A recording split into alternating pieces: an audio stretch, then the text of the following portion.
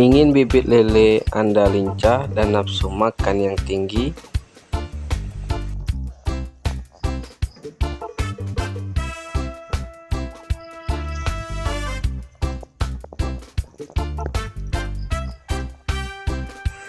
Lakukan treatment 3M.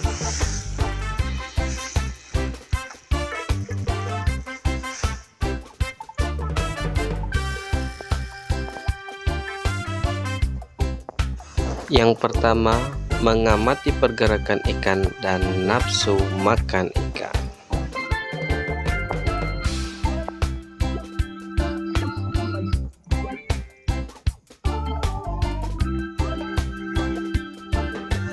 Yang kedua, menguras dan mengganti air kolam.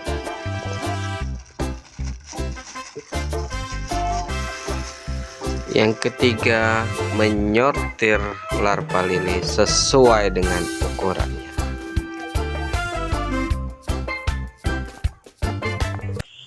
Assalamualaikum warahmatullahi wabarakatuh. Selamat sore, jumpa lagi bersama kami sahabat budidaya lele. Hari ini kita akan posting larva lele kita yang sudah berukuran 57 sampai dengan 89. Nah, di sini kita memperlihatkan larva lele kita yang sudah jinak atau mau diberi pakan. Untuk ngikutin channel kami, ikutin terus channel kami Budidaya Lele Asari. Jangan lupa komen, like, dan subscribe. Nah, ini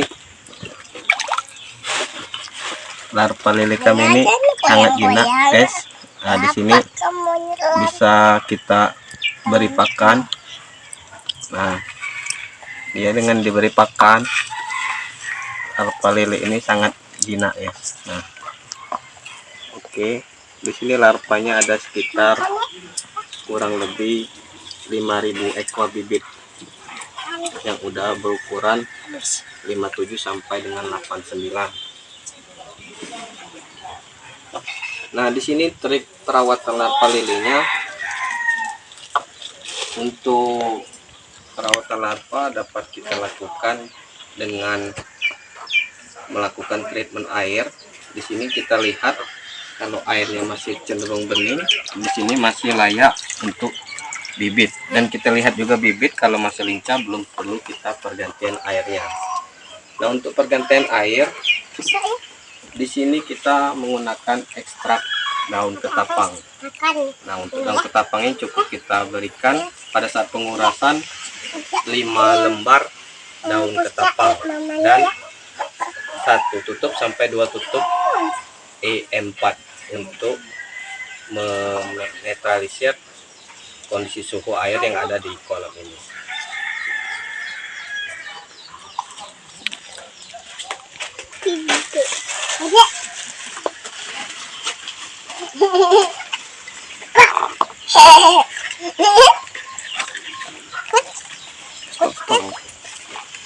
Ini merupakan daun ketapang yang kita gunakan untuk ekstrak daun ketapangnya. Bisa langsung menggunakan daun ketapang kering.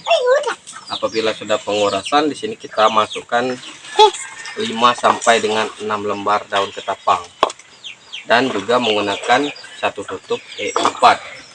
Nah, tapi kita lihat dulu kondisi airnya. Kalau kondisi airnya sudah bagus, masih bagus, belum perlu kita pengurasan. Nah, di sini dapat kita lihat di sini larva lelenya masih lincah, jadi belum perlu kita melakukan pengurasan airnya. Nah, ini oke. Habis.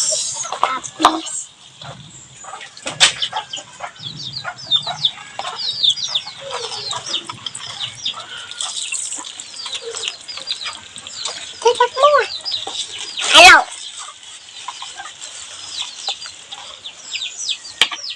Habis. Aduh, Tintan mau adi ya. Aku mau mandi. Nah, saya mau mandi. Nah, ini pelet yang kita gunakan merupakan pelet protein tinggi PS 1000. Nah, PF1000 sangat bagus untuk perkembangan larva lele sebelum menggunakan pelet 78-1.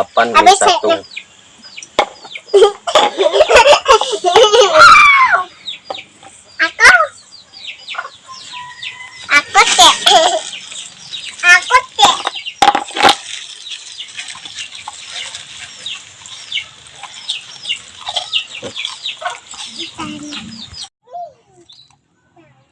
Tidak, ini aku tidak kenal. Enggak. Habis loyo. Habis aku. Habis ayo. Aku jangan ide. Nah, ini merupakan tepat pada malam hari kita melakukan pemberian pakannya. Dapat kita lihat di sini larva lele kami lincah-lincah. Di sini kita menggunakan bibit indukan daripada lele sangkuriang. Nah, keunggulan bibit ini lebih cepat pertumbuhannya dan sulit untuk terserang penyakit. Nah, di sini kita tanpa melakukan pengobatan atau bahan-bahan obatan untuk larva lele, kita cukup menggunakan bahan alami yang ada di alam, yaitu apabila ada gejala ataupun nafsu makan larva itu berkurang, kita cukup menggunakan daun ketapang dan ditambah dengan probiotik E4. Nah, untuk pengaplikasiannya di situ seumpamanya larva lele kita nafsunya kurang makannya kurang ataupun suka menggantung, di situ kita full ganti airnya. Nah, kita ganti seluruh airnya. Di situ setelah kita pengisian air lagi, kita masukkan daun ketapang 5 sampai dengan 6 lembar yang sudah kering. Ingat, yang sudah kering atau bukan yang masih berwarna kemerahan. Nah, di sini alhamdulillah untuk daun ketapang sangat bermanfaat sekali sebagai pengobatan alami larva lele yang nafsu makannya berkurang ataupun yang suka menggantung. Itu sudah pernah kita coba dan alhamdulillah bersyukur di sini larva lele kita tembus 5000. Yang bersisa ini ukuran 89, bisa dalam 1 bulan udah ukuran segini. Nah, kalau untuk pertanyaan teman-teman, ada yang mengatakan kenapa larva lele cenderung cepat mati pada saat menetas. Nah, itu merupakan faktor daripada suhu air dan keduanya juga faktor daripada indukan larva lele yang belum siap untuk dipijah. Walaupun sudah bertelur, itu merupakan telur muda, jadi rawan untuk mati pada umur ketiga. Dan biasanya cenderung banyak oleh faktor suhu. Nah, jadi untuk meminimalisir kematian pada umur 2-3 hari, kita melakukan penutupan kolam menggunakan paranet. Nah, selanjutnya juga kita harus perhatikan pengurasan air itu lebih bagusnya 2-3 minggu paling lambat. Karena kenapa? Itu sisa dari kotoran ikan itu ataupun sisa pakannya itu bisa menjadi amoniak di dalam air. Kita bisa lihat di air itu sendiri dan kita bisa lihat juga dari baunya. Jadi kalau bau air sudah menyengat, itu harus kita ganti. Dan juga kita beri lagi ekstrak daun ketapang kering tadi, cukup kita rendamkan saja, jadi enggak terlalu rumit untuk pengaplikasiannya. Nah, untuk tahapan perkembangannya itu dalam 1 bulan alhamdulillah kita bisa menghasilkan 5000 bibit ukuran 89, dan juga ada juga bibit yang masih di bawah 89, ada yang ukuran 57. Nah, mungkin itulah sedikit tips dari kami untuk perawatan larva lele yang baru ditebar ataupun yang udah menetas. Itu sangat bagus sekali untuk menggunakan ekstrak daun ketapang.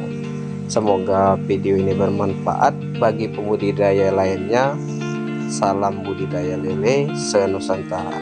Assalamualaikum warahmatullahi wabarakatuh.